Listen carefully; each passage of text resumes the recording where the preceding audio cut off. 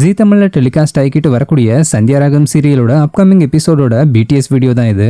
ஆக்சுவலாக இந்த சீரியலோட ரீசெண்ட் எபிசோட்ல புவனேஸ்வரி ரகுராம் வீட்டுக்கு நோட்டீஸ் அனுப்பி வாங்கின கடனுக்காக வீட்டை காலி பண்ணி ஒப்படைச்சிட்டு போக சொல்லிட்டு வீட்டை சுக்குநூறா உடைக்க பின்னாடியே ஆட்களையும் அனுப்பிவிட வந்தவங்களும் வீட்டை இடிக்க போகும்போது கரெக்டா அப்ப அங்கிருந்த சிவராமும் மணிவனும் சேர்ந்து போய் வந்தவங்களை அடிச்சு துரத்தி விட்டுருந்தாங்க.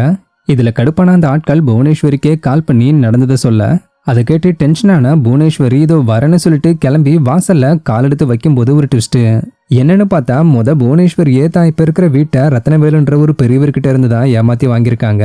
இந்த விஷயம் தெரிஞ்சு மாயாவும் ரகுராமும் கோர்ட்ல இருந்து நோட்டீஸ் அனுப்பி சாட்சிக்கு அந்த பெரியவரையும் கூட்டிட்டு வந்து உண்மையை சொல்லி புவனேஸ்வரிய மொத்தமா முடிச்சு விட இதுல என்ன பங்கு மாட்டிக்கிட்ட பங்குன்ற மாதிரி புவனேஸ்வரி என்ன பண்றதுன்னே தெரியாம நிலகுலைஞ்சு போய் நிக்க அப்புறம் மாயா புவனேஸ்வரி கிட்ட போய் எங்க வீட்டை இடிக்காம நோட்டீஸை வாபஸ் வாங்கினா நாங்க இதுல இருந்து வாபஸ் வாங்குறோம்னு சொல்லி சம்பவம் பண்ணியிருந்தாங்க. இந்த நிலையில மாயா டூப்ளிகேட் போலீஸ்காரங்க கூட பயங்கரமா ஃபைட் பண்ற மாதிரியான அப்கமிங் எபிசோடோட பிடிஎஸ் வீடியோ ஒன்று மாயாவா நடிச்சுக்கிட்டு வர ஆக்டர் சந்தாரா ஸ்வர்ணங்கர் ரீசெண்டா ஷேர் பண்ணியிருக்காங்க. ஸோ இந்த வீடியோ இப்போ சந்தியா ராகம் சீரியல் ஃபேன்ஸ் மத்தியில வைரல் ஆகிக்கிட்டு வருது.